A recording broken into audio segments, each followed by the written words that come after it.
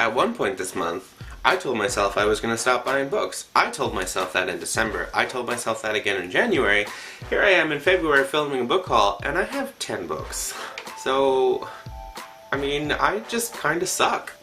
But I'm going to get right into it because there's 10 books and I just... oh my god. So the first book that I bought this month was Caravelle, and I kind of picked up because the cover is beautiful. I read a synopsis of it earlier last year and I'm like, oh, this seems like a really interesting book, and it's been pushed at me. I think it's getting banner ads all over the place, all over Goodreads, all over Book Riot. It's just like Caravelle was everywhere, so I picked it up. It follows the story of Scarlett and her sister Donatella, and they kind of have a terrible life, and they decide they're going to escape their terrible life and experience the Caravelle, which is a traveling sort of circus, sort of weird show thing that happens every now and then, and they really wanted to go, and this is sort of... oh, and when they get there, Donatella is kidnapped, and it's up to Scarlett to save her, and, you know, stuff ensues. The second book that I picked up this month was Wind Witch by Susan Dennard, the sequel to Truth Witch. I read Truth Witch in January. Nope, February. This month. I read it this month. Wow, good job, Steven. I read it this month, and I went out and immediately picked up the sequel because I kind of needed to get back into the world. I haven't actually read it yet, but basically it follows Safi, who is a truth witch who can tell when people are lying to her or not, and Isolt, who is a thread witch who can see the bonds that bind people but not her own. And it basically just follows them on their adventures, and they're kind of getting caught up in this war that's brewing in this world, and this is a sequel to that adventure that all happened in the first one, and I'm really hoping that Isolt and Adwin have some chapters together in this book, because, like, I ship them so hard. Oh, that's embarrassing to say. The third book that I bought this month is Neil Gaiman's Norse Mythology. It is a Norse mythology anthology collection, Jesus, written by Neil Gaiman, or Gaiman. I keep pronouncing his name as Gaiman, I don't know why. But written by Neil Gaiman. It's basically him retelling a bunch of Norse mythology stories and then creating one of his own in the end of the book as well. And he's a huge fan of Norse mythology, and after reading this anthology, because I've actually already finished it, I am also a huge fan of Norse mythology, and I plan to get more. And also read more Neil Gaiman, because I feel embarrassed that I haven't. The fourth book I picked up is technically a graphic novel, not a book, but it is volume 2 of Spider-Gwen, and I love Spider-Gwen so much. Oh, my book is dirty. I love Spider-Gwen so much. Her costume design, the fact that she kind of exists separate to the rest of the Marvel Universe is kind of cool. Her costume design, though, can you just take a moment to look at that white on black on pink on purple? Beautiful. I really want to have that as a hoodie and wear it everywhere. The fifth book that I bought this month is Siege and Storm by Leigh Bardugo. It is the second book in the Grisha trilogy.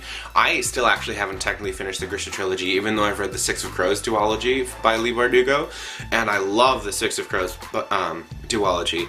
Shadow and Bone, the first book in the series, didn't hook me nearly as much as the Six of Crows did, but I'm hoping that the story just progressively gets better, so that's why I picked up the second one, and I'm eventually gonna get to it. It's on my shelf. I'm gonna get to it one day. The sixth book I picked up is 15 Dogs by Andre Alexis.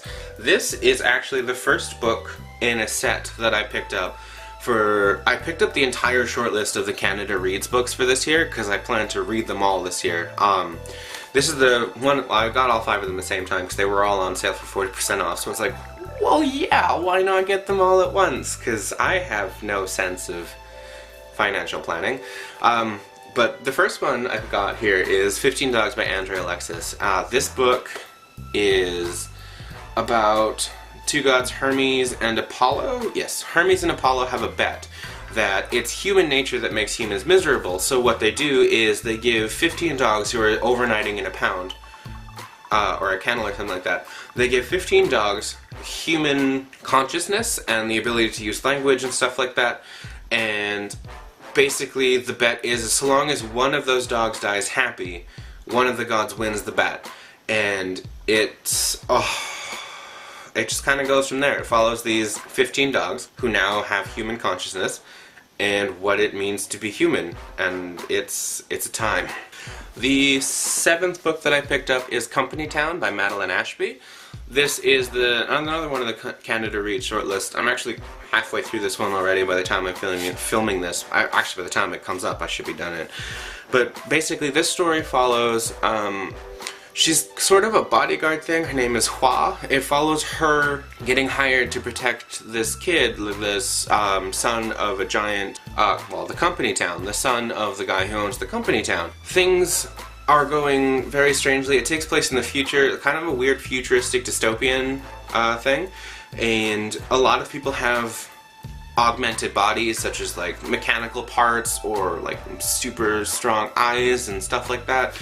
But our main character Hua is the only one, one of the very few people left on this strange Company Town rig who has no biotic enhancements, and it's kind of like showing her struggle and her battle in order to protect the Company Town, because there's a whole weird string of a whole string of murders that have started to happen, and she's kind of caught in the middle of it because the first person to get murdered is a friend and former co-worker of hers, and it's just sort of a fun adventure.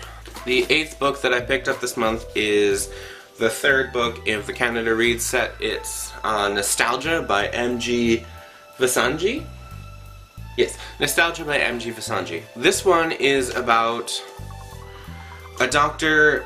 It's a futuristic dystopian sort of thing. It's not all that, well, no, it's pretty terrible. Basically, humans have sort of conquered death, but only the rich are able to fight death because the procedure is very expensive.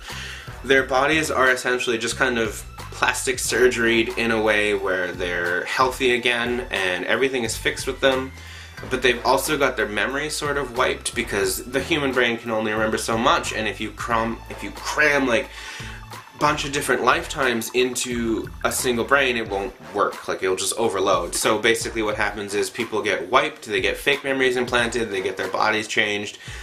They're kind of born again, but still really old, and it's sort of a class battle between the people who won't die and the people who will die, and the story follows a doctor who has had this procedure done, and he also is sort of like a psychologist, because what happens is, because people get their memories erased and changed, sometimes bits and pieces of the old life still stick around and they sneak through in weird thoughts, and if that gets too far, like, the brain will just sort of like explode.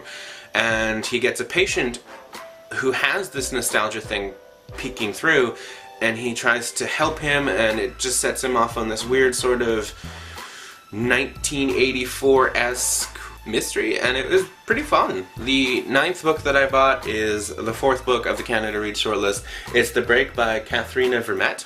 I think I'm pronouncing it right, Vermette. This book follows a family of people in Winnipeg?